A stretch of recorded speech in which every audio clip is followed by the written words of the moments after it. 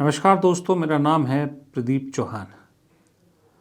दोस्तों, कोई राजनीति में अपने आप को कितना बुद्धू साबित कर सकता है, कहाँ तक अपने आप को जलील कर सकता है, ये कोई सीमा नहीं है। और दोस्तों, कई बार हम सोचते हैं, खास करके अब 14 के बाद सोचने लगा हूँ कि कितने ही गलत लोगों को हमने स्टार बनाया, कितने ही ऐसे लोगों को अपना आइडियल बनाया जिनकी ज़मीर, रीढ़ की हड्डी, ऐसे शब्द जिनके डिक्शनरी में ही नहीं है, ऐसे लोगों को हमने स्टार बनाया। मैं आज आपको 3 ऐसे लोगों की एक झलक दिखाऊंगा। पहले उससे शुरू करता हूं जो कम बेइज्जती वाला, कंगना रनौत। आप कहेंगे कि भाई बहुत बार हो गया, पर एक बार फिर सुना देता हूं, चलिए आपको थोड़ा सा झेल लीजिएगा। कंगना रनौत और अक्षय कुमार सर्टिफाइड हैं, कुछ बोलने की ज़रूरत नहीं है। अब आप सर्टिफाइड हो तो आप बार बार क्यों साबित करते हो कि आप सर्टिफाइड बॉडम हो?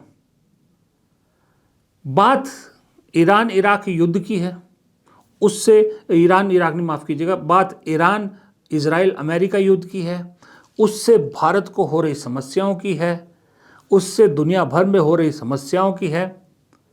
एक भाई साहब अक्षय कुमार कहते हैं, स्टार हैं बहुत बड़े भाई साहब, मोदी जी का इंटरव्यू करते हैं, याद रखिएगा, हर चीज़ पे राय है इनकी, लेकिन युद्ध की जानकारी नहीं है कि युद्ध हो रहा है, इन्हें पता ही नहीं। सारी दुनिया को पता है कि युद्ध हो रहा है, इन्हें पता ही नहीं कि युद्ध हो रहा है। और दूसरी मैडम हैं कि युद्ध के इस मौके पर भी संसद के परिसर में मोदी जी के लिए वोट मांग रही है। बताइए, मुझे नहीं मालूम किस चीज़ के लिए वोट मांग रही, पर मोदी जी के लिए वोट मांग रही। दोनों का सुनिए। मुझे पता भी नहीं है, ये मुझे कुछ पता ही नहीं है। हमारे लिए तो सिर्फ फिलहाल तो सिनेमा है, सिनेमा सबसे इम्पोर्टेंट है हमारे लिए। एंड आई होप हमेशा ये जो कॉन्सर्ट्स हैं, ये जो हो चले अच्छे, सबका धंधा चलना चाहिए। फिलहाल तो जैसे आपने कहा, ये वॉर की सिचुएशन में सबका धंधा चौपट है, सिर्फ मीडिया का धंधा अच्छा चल रहा है क्योंकि उनके पास न्यूज है, न्यूज देखने में। लेकिन बाकी तो दुआ ये करते हैं कि ये सब बाकी आज तो मार्केट भी देखो, आज मार्केट भी गया, आज स्टॉक मार्केट काफी नीचे है। तो बस आप just we pray that everything comes up, that's it.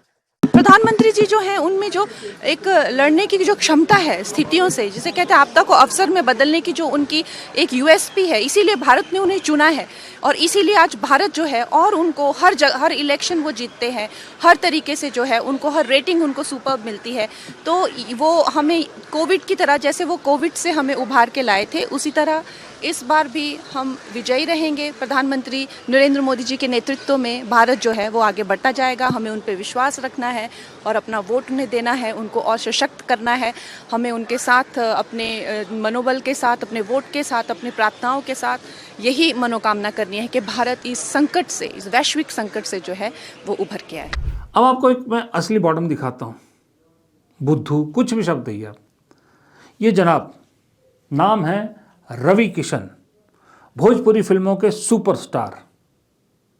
क्या क्या अनर्गल बयान देते हैं, उसके लिए भी कई बार कंगना से भी आगे निकल जाते हैं। अब इस आदमी की मुझे नहीं मालूम गोरखपुर से सीट किसने दी। लगता तो ऐसा है कि ये मोदी शाह की पसंद है, योगी आदित्यनाथ की पसंद नहीं है। वो मैं इसलिए बोल रहा हूँ कि योगी आदित्यनाथ जितनी इस शख्स की बेइज्जती करते हैं, सही में अगर कोई ज़मीर वाला आदमी होता तो वो एक टाइम पे आके इस बेइज्जती को नहीं सहन करता। लेकिन ये बिना रीढ़ का आदमी है, ये लगातार बेइज्जती सहन करता रहता। और अभी एक ताज़ा उदाहरण बताता हूँ आपको मैं कि योगी आदित्यनाथ कैसे मुंह पर ही रवि किशन की इंसल्ट करते हैं। ज़रा सुनिए। मैं मानता हूं कि जब अगला चुनाव आएगा तो रवि किशन की सीट पर भी कोई महिला दावेदार हो सकती है।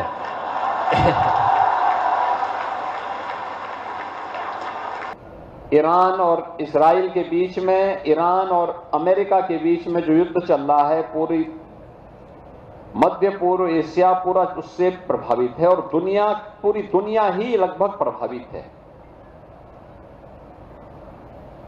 उस क्षेत्र में सभी लोग, हो सकता है कि अगर वहां युद्ध नहीं हो रहा होता तो रवि किशन यहां थोड़े होते, उस समय दुबई में होते। लेकिन वहां युद्ध है तो उन्होंने कहा चलिए समय है तो मैं भी सहजनवा चल लेता हूं। अब आप बताइए यार, जिस प्रदेश से आप सांसद हैं, जिस लोकसभा क्षेत्र से आप सांसद हैं, उस क्षेत्र का पूर्व सांसद और प्रदेश का मुख्यमंत्री उस गोरखपुर के मठ का सर्वे सर्वा योगी आदित्यनाथ खुलेआम मंच से कह रहे हैं कि जनता रवि किशन से छुटकारा चाहती है, अगली बार महिला लड़ेगी। वहां ही नहीं रुके, बेइज्जती ये भी हो रही है कि भाई अगर लड़ाई नहीं होती तो रवि किशन दुबई में होते, वो तो डर के मारे भाग के आ गए। अब इससे ज़्यादा भरे मंच से कोई मुख्यमंत्री क्या किसी की बेइज्जती करेगा? इससे ज़्यादा बेइज्जती तो नहीं हो सकती ना। लेकिन हमारे रवि किशन बाबू ठहरे मिट्टी के घड़े, शर्म नाम की कोई चीज़ टिकती ही नहीं इन पे, जो डालो फिसल जाती है। इतना कुछ सुनने के बाद भी आप देखिए जरा कैसे योगी आदित्यनाथ की चाटने में लगे हुए हैं। और जय जयकार हुई, केकर जय जयकार हुई उत्तर प्रदेश की, जिसको कहते थे नहीं उत्तर प्रदेश नहीं जाना, वहां शूटिंग नहीं करेंगे। हीरोइन लोग बोलती नहीं, माधुरी दीक्षित 3 दिन यहाँ गोरखपुर में रह के गई, 3 दिन महाराज जी 3 दिन रह के गई। सुरक्षित व्यवस्था, कहां हंस रहे हो? ये लोग सब बाल डाई कर करके बहुत लोग गया था। अब क्या बताएं महाराज जी, ज्यादा बाद में भोला बाप, बहुत सारे लोग आए। वो विजय दुबे जी वो डाई ऐसे कले रहे ना, विजय दुबे जी हर से पूरा चुवत रहा। कहते हैं कि 7 साल पहले उत्तर प्रदेश में कोई शूटिंग करने ही नहीं आता था, अब माधुरी दीक्षित आती है। अरे भाई रवि किशन जी, हम भी बचपन से अब तक हिंदी फिल्में देख देख के बड़े हुए।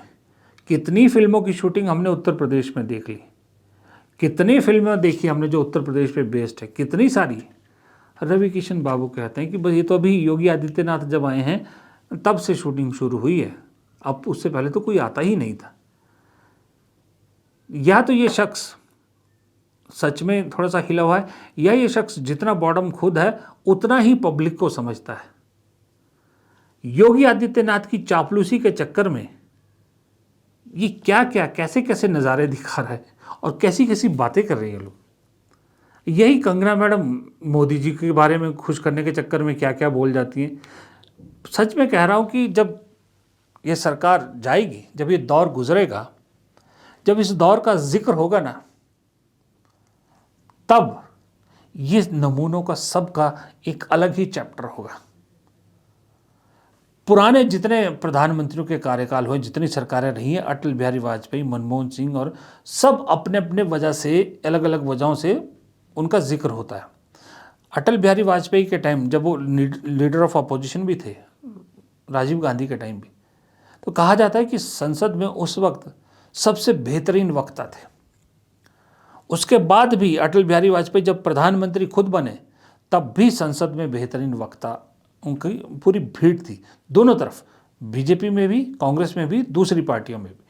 चाहे वो चंद्रशेखर हों, चाहे वो मुलायम सिंह यादव हो, चाहे लालू यादव हो, सुषमा स्वराज हो, आपकी मुरली मनोहर जोशी हो, अटल बिहारी वाजपेयी खुद हो, इधर आपके जो कांग्रेस में बहुत सारे नेता थे जो बहुत शानदार भाषण दिया करते थे। वो इसलिए याद किए जाते, उनकी पुरानी क्लिप्स इसलिए निकाली जाती हैं।